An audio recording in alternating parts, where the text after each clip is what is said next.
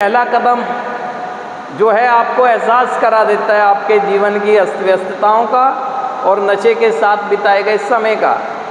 तो जाहिर सी बात है पीड़ा होगी कि परिवार में भी विश्वास नहीं रहा, अपने इस शरीर की देखभाल नहीं कर सका, जो मेरी जिम्मेदारियां थी उसको भी आधी अधूरी छोड़ रहा हूँ। रिश्ते टूटे नहीं हैं लेकिन टूटने के कगार पे हैं। समाज में कोई प्रोडक्टिविटी नहीं है, फैमिली में कोई मेरी इन्वॉल्वमेंट किसी भी चीज़ में नहीं रह गई है। पूरा परिवार देखभाल मेरी कर रहा है जिस परिवार की देखभाल मुझे करनी चाहिए थी। कष्ट होगा, कष्ट होगा, निराशा आएगी, अफसोस भी होगा, आंसू भी आएंगे, लेकिन उसके बावजूद भी उम्मीद नहीं छोड़नी चाहिए।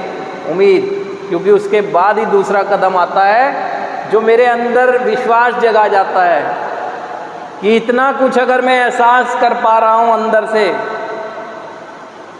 तो हे ईश्वर अब मेरी मदद कर, मैं जीना चाहता हूँ।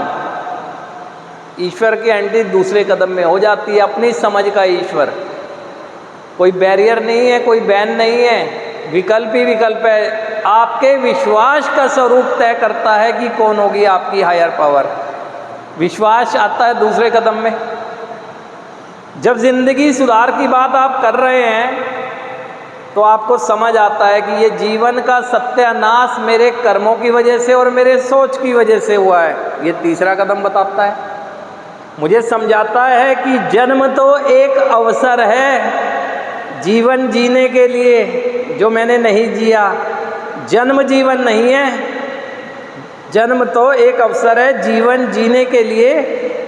जन्म और मृत्यु के बीच का पार्ट है जीवन, जो कर्मों से जीना होता है। जीवन एक कर्मों का संग्रह है। तो समझ आता है कि मेरे कर्म कैसे हो गए जो जीवन का विनाश कर रहा हूँ, तो उन कर्मों का सरेंडर करता हूँ। तीसरा कदम आता है।